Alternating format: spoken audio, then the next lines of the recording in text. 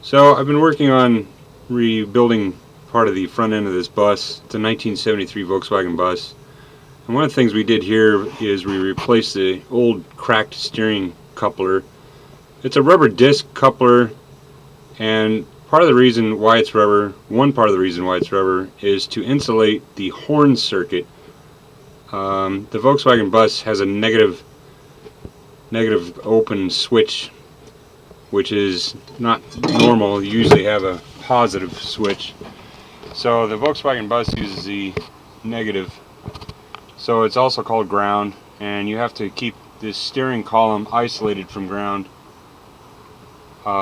You could look in the books and figure out what that all means and why, but the important thing is I've spent the better part of 9 hours reassembling, disassembling, trying to figure out why my horn always stays on. Because I did new wiring, I followed the books, I don't understand why my horn won't shut off. So I finally figured out something, that even though this rubber disc is not supposed to conduct electricity, this is exactly the same one. I bought 2 of these. This is the rubber disc. It's the one you saw inside. It's just your basic flexible disc with your bushings in there and your 4 bolts, and it turns the steering box to the steering wheel.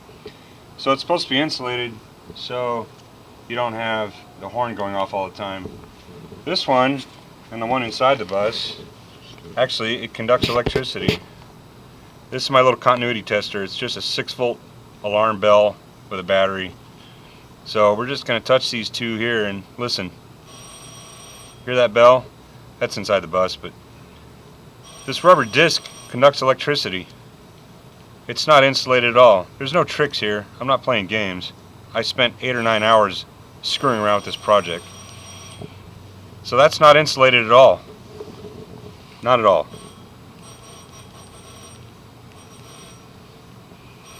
I think they must use a wire reinforcing mesh inside this. Anyway, a day of my life wasted.